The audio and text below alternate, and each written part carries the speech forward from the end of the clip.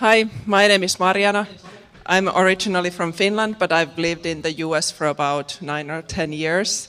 And I was trained like 3 years ago to be an NCD coach. And last year I got involved in the core team and started the coach gatherings, monthly Zoom gatherings for NCD America coaches.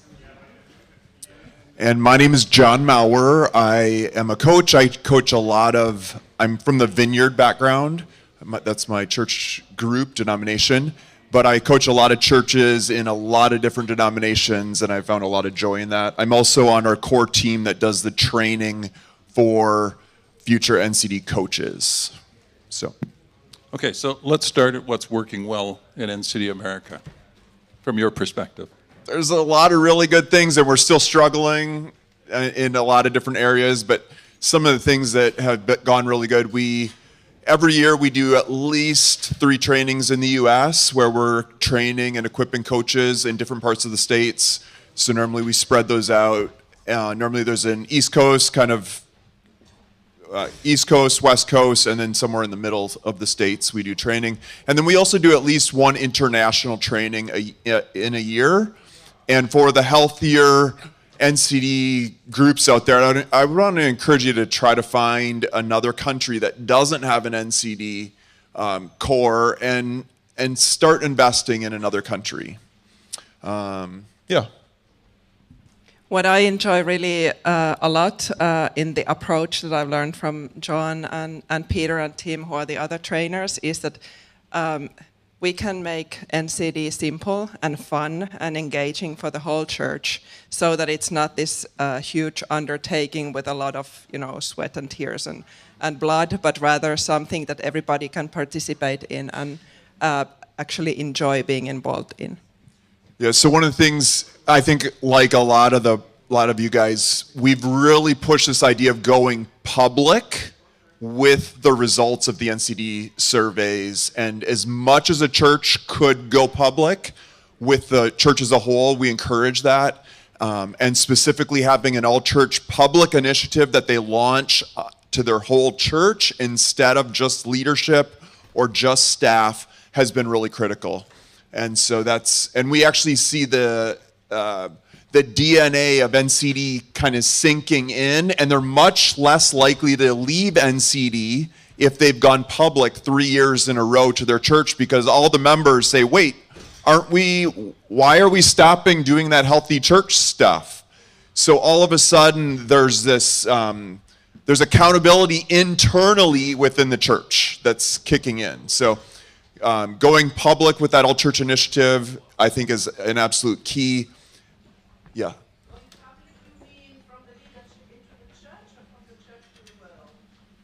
Going public with the results of the survey into the church as a whole and saying, hey, this is our minimum factor. We're going to work on this. And then the all church initiative is for the whole church, and the average person that goes to that church can step into that all church initiative. That's what I'm referring to. So I want to talk about your coaching gathering. Neither of you suggested that coaching gathering was something that's going well, so... Oh, it is going well. Oh, okay. It's going very well, actually. Okay, so tell us about the... She's been the architect, so I'll let her kind of explain. So what is the monthly gathering, and why did you start it? So this basically started with my own need. So I had been an NCD coach for about 2 years, and I craved for connection with other coaches and learning what's going on in the NCD world. And we did say that there is a community of NCD coaches in the US, but that was on paper. But then I reached out to Peter, who is the leader of NCD America, and I said, we need this. And he said, go ahead and do it. And then I said, I need a team. I'm not a solo performer. And then the whole NCD America team started supporting. And since October, we've had a monthly Zoom gathering. And in addition to myself, I think many people have enjoyed the fellowship, the opportunity for conversation, and learning good practices. I don't say that we are yet learning the best practices, because we are still exploring what everybody is doing in the US in the field of NCD coaching. But we are listening to each other, learning from each other, and just getting to know each other. And the cool thing that has started for me personally is that I get to mentor now a new guy who is learning to be an NCD coach, and I hope that that can grow, that we can establish the mentoring in a bigger way in the US. Yeah, Mariana has done an amazing job with this group, and I just can't give her enough. So, yeah. So I would actually encourage all the countries, if you put a group together monthly and just have a conversation, super simple with Zoom nowadays, and it's actually needed right now. So how many coaches do you have in America? We have right around 50 to 60, and some are more active than others, but we're right around there. And how many people are on your NCD America leadership team? Like about 6 or 8? There's 5 of us, yeah. Okay. So. Okay. And none of you are full-time working for NCD. You're all bivocational or whatever, but volunteer. Everybody's volunteer. Okay, great. So you have about 40 or 50. How many people? How long have you been doing this? Since gathering? October last year. Okay, not too long. No. And how many people typically come, and what kind of format do you use? So we have, I think at best we've had like close to 20 people. But we have a little bit of like a different crowd every time, depending on how they can make it. We meet every third Thursday of the month at a specific time. And we have somebody sharing about 15 minutes on a topic that they're passionate about and know something about. And then we split into small groups, or if it's a smaller crowd present, then we discuss in that group any insights from the speech or how to apply it in our own lives, in our own ministry. And if we split into small groups, then we will come back to the large group and get any insights that emerged in the small groups. John, anything to add there? Yep, that's what we do, and it's awesome. Okay. And and how long do you meet? We meet for 1 hour, and they're like, Marianne is right on it. Like, we start on time and we end on time, and actually I think that that's been really good and healthy. Yeah, I've been to a couple of them, so thank you for inviting an outsider to sort of check. What do you think your coaches are getting out of it? Like, have you done any feedback yet, or are you anecdotal sort of feedback about what they get out of it?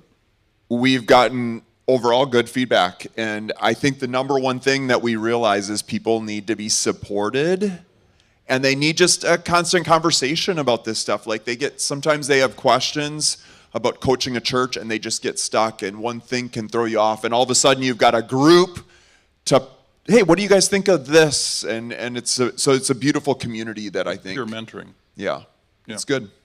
And how are you building the rhythm of, I'm assuming that through the coaches network and the coaches, you're trying to build the rhythm of NCD into churches. What are you doing about that? Yeah, we've actually, in the US, we struggled because some of the coaches were coaching on an 18-month cycle. Others, I've been going on 12 months. And so we've actually tried to like narrow it down, like what's the best practice and how do we get to this more of like an annual rhythm following nature. And so a 1-year cycle we've been pushing. Is that what you're referring to? Yeah, a 1-year cycle is. How are you pushing it? How are you We're encouraging it now at all of our trainings, but some of our older coaches, they're all over the place. And so how do you give them, so I guess through our coaching, it has come up in our conversations. That's the problem with old people. Yeah, that's true. And you've already suggested that you're trying to encourage people to stay the course, partially by communicating it more within the faith community, so that people start to want to do it, and it's not just the leadership sort of allowing it. How's that going? It's going really well, and I think, again, going public with their churches as they gather. So the gathered weekend service, as people are saying, here's actually where we want to grow. We should be healthy as a church, and we're going to push into this next year. And as they launch an all-church initiative to the whole church, all of a sudden there's a natural accountability, and that I don't think you can ask for anything better than that. So, and all of a sudden the DNA of NCD is getting into the foundation of the church as a whole, and then they come back the next year. So most of the churches that I coach now, they're contacting me a month or two before they want to do their next cycle, saying, "Hey, John, we want you on the calendar here." It's because, and I don't have to contact them anymore, which is beautiful. Like, yay! It's happening all by itself. Wow, I want some of that. What would you say your minimum factor is, either in NCD America or the coaches' gatherings? What would you like to improve on or do next? Or Well, I think it's the constant consistency in communication, and I think we are doing, as the core team now, a better job in that. So we started meeting every month with the team, and I also now have conversations with Peter almost every week so that we stay tuned in what's going on. And and that's something that I would recommend to everybody, that you will have those one-on-ones, because really there's no excuse, because we have internet, so you can meet with anybody that you want. And then also have those team meetings with those people who are involved, because that builds the energy. You get to know very cool people. Like, that's been the best part for me, to getting to know so many wonderful people in the US and also globally. I've got to know Adam, and yeah, it's just awesome, and it's so easy now. So that's our minimum factor, I think, but we are working on it actively. Yeah, I would agree with that. That's good. Yeah. you don't want to say too much about the minimum factor, given that Mariana's initiated this. Well, Mariana's brought like effective structures to the American branch and the North American U.S. branch, and that's been actually beautiful because we struggled there very badly. Okay. Any questions for the NCD America team? Is there anybody that's going home and starting a coaches network? Or maybe some of you already have. How many people already have something like this? I'm guessing Norway must have, yeah. Anything to add that you do a little differently than this, or? We have a coaching fellowship with approximately 30 coaches in the country, spread around. And normally we meet once a year for a couple of days. And we have maybe 1 or 2 digital meetings in addition. And we'll also meet on some webinars and some stuff, some of us. But it's not monthly. So that's a good thing for you, some that we don't have. Yeah. And I want to commend Norway for having that yearly in-person conference, or whatever gathering you call it. And I really dream about having that for the US, an opportunity. And then I also dream about having a Zoom gathering for this crowd here, or the international crowd. I will talk to Adam about it. I will not lead it, but let's make it happen. I'm not leading it either. So when I was first a coach in NCD, I was a denominational coach. So I was trained by my denomination. About every 6 weeks, we would have a practitioner circle. That's what we called it, a round table. And we would study, and we would debrief a profile together. We'd talk about what's working, what isn't. Everybody had it. And we had some biblical reflection and some checking in. So it was a holistic small group. It really was fundamental to my faith development, becoming an NCD coach, because all of a sudden I was seeing more of the church than just my local church. And I'm not a pastor, so I don't get to see many other churches, but that way I did. But what I found when I became the national partner, it was really hard to, like we don't have a whole lot of freelance coaches in Canada. And so the Salvation Army had a bunch of coaches, the Adventists had a bunch of coaches, the Anglicans had a bunch of coaches, and I found it really difficult to connect them. Do you have that same problem, that a lot of your people are denominational coaches, or are they all freelance? Yes, I would say the same problem, and there's some coaches that have been able to cross over. And then, and actually, this is really cool.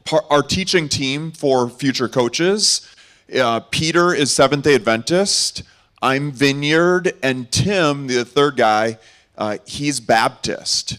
So we actually represent the red, green, and blue between the three of us ourselves, and that's been beautiful, because when we talk about the Trinitarian Compass at our training, they're like, oh, here's a picture of the Trinitarian Compass and us working together. So I would say we're moving in that direction. We've been moving there for a couple of years, and it's slower than what you think. But yeah, I think some of the coaches have crossed past the denominational barriers. But part of that is just learning the beauty that we can see in each other and honoring that instead of picking each other apart. So cool. And one other thing that I think you're starting to work on is becoming an underground. And adapting to some of the structure that we're putting in place internationally. Adam, do you want to talk about the underground and what that... Okay, you're going to. Okay, so let's leave that to your next chat. Okay, thank you, NCD America.